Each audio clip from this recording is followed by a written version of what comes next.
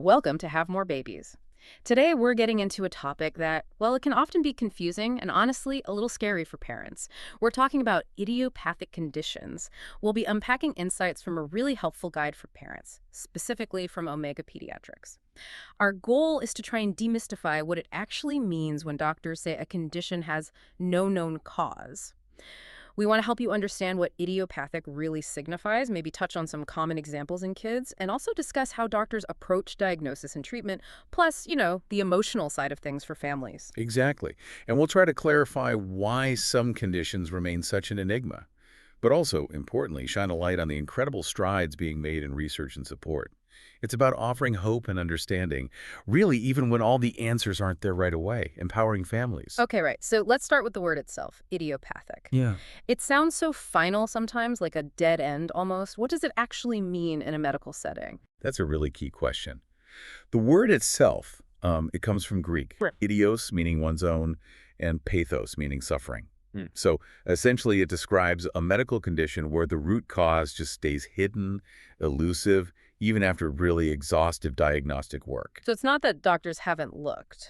Not at all. It's not a lack of trying or, an incomplete checkup. It's a genuine acknowledgement that despite all our advanced science, the actual origin of the problem seems unique to that person, arising from within almost.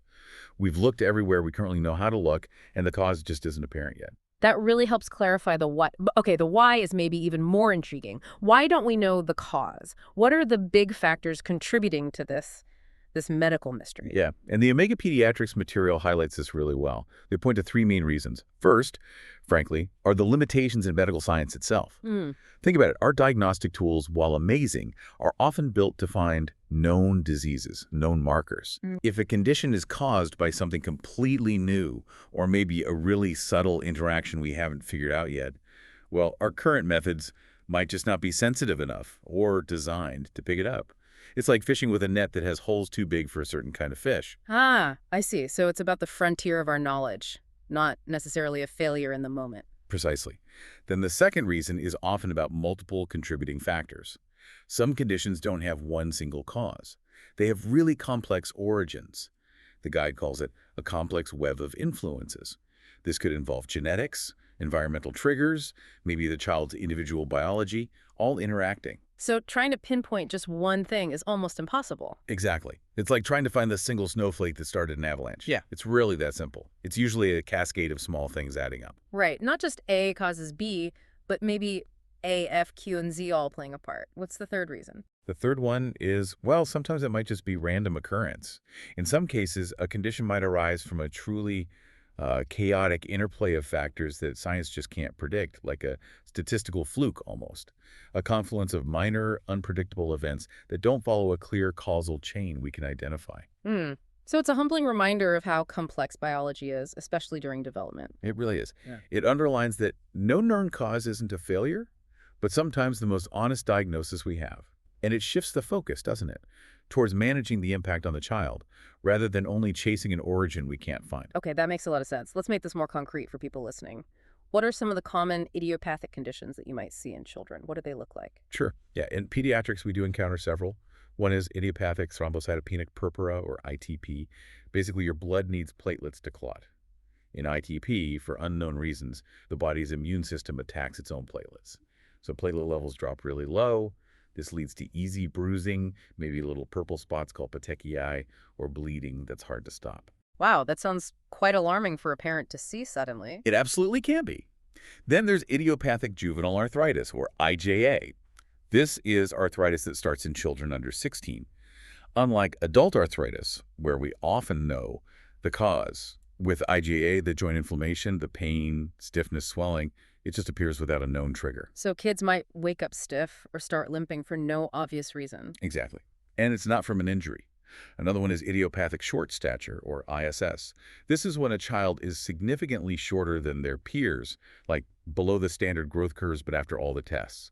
Hormone levels are normal, no genetic syndromes are found, no nutritional issues.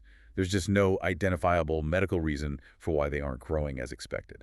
That must be perplexing. And there's one more common one you mentioned. Yes, idiopathic scoliosis. Okay. Many people have heard of scoliosis, the spine curving sideways, often in an S or C shape. It usually shows up during adolescence, especially during growth spurts. Hmm. And idiopathic here means we can't find a specific cause. It's not from an injury or a nerve problem or something that you were born with. It just develops. Okay, so we have these conditions like ITP or idiopathic scoliosis. When doctors are faced with this, how do they actually go about diagnosing it? It sounds like ruling everything else out must be a really intensive process. It truly is. It's methodical and, yeah, sometimes long. The diagnostic journey is designed to be incredibly thorough. You only arrive at idiopathic after you've systematically ruled out all the known possibilities. It always starts with a comprehensive medical history. Really detailed family history, the child's health history, developmental milestones, any subtle symptoms, looking for clues. And then the hands-on check. Yes, a very thorough physical examination, looking for specific signs, assessing development, trying to spot anything that points towards a known condition. After that, it usually involves advanced testing. This is where things like blood tests, MRIs, X-rays, maybe genetic panels come in. We're using these tools to hunt for any hidden structural issues, hormonal imbalances, genetic markers, anything that could be a cause. So only when all of that comes back clear. Essentially, yes. When there are no apparent causes found after all that investigation, that's when the possibility of an idiopathic diagnosis becomes stronger. And often, a crucial step is consultation with specialists. Bringing in experts in specific fields like a hematologist for ITP, a rheumatologist for IJA, an orthopedist for scoliosis. To make sure no stone is left unturned. Exactly. It's a team approach to ensure a really comprehensive evaluation before labeling something as idiopathic. It sounds like an emotional marathon for families, all that testing and waiting. Oh, absolutely. That's a huge part of it. The uncertainty, the search for answers, Yeah. it's incredibly taxing emotionally, which is just as important to manage as the condition itself. Right. So if you can't treat the cause because it's unknown, how do doctors approach treatment? How do you aim for that quest for normalcy the guide talks about? Yeah, that's the key shift in focus. Treatment becomes symptomatic. The goal is to manage the symptoms, alleviate suffering, and improve the child's quality of life as much as possible. So, for example, with idiopathic juvenile arthritis, the pain and stiffness are major issues. So pain management is critical. Using anti-inflammatories, sometimes other medications, maybe physical therapy too. It's about helping the child feel better, move better, and just be a kid. Makes sense. And for something structural like scoliosis. With idiopathic scoliosis, physical therapy is often key, especially for milder curves, to help with posture and muscle strength. For more significant curves, bracing might be used to try and slow or stop the curve from getting worse during growth. And in some severe cases, surgery might be needed to correct the curve. But the aim is always to minimize the condition's impact on their life and function.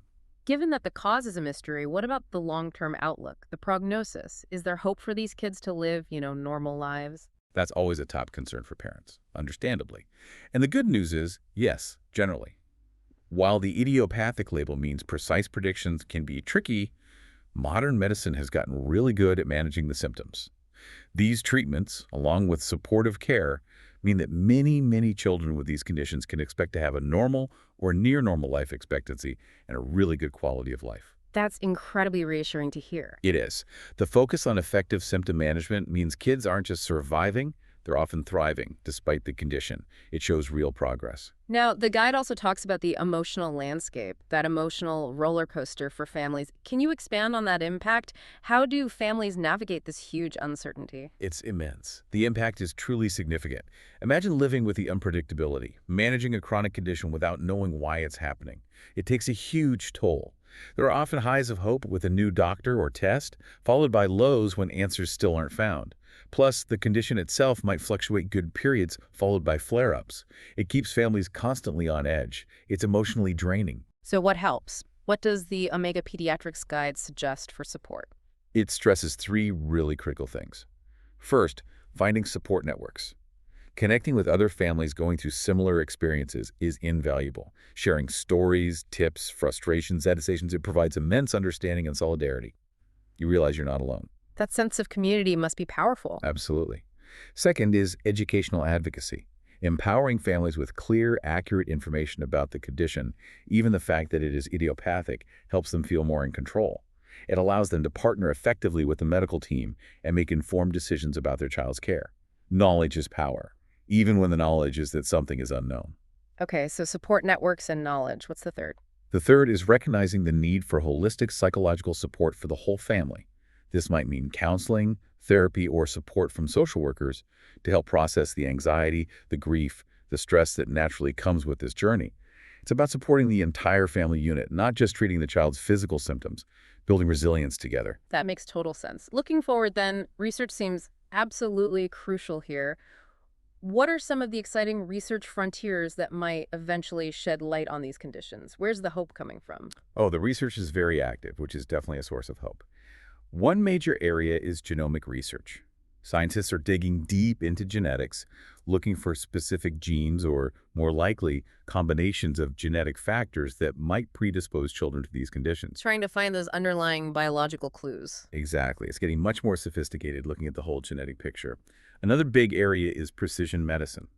The idea here is to tailor treatments based on an individual child's unique genetic makeup, their environment, their specific biology, moving away from one-size-fits-all treatments toward something much more targeted and potentially more effective for that child. Wow, really personalized care. And how are researchers working together?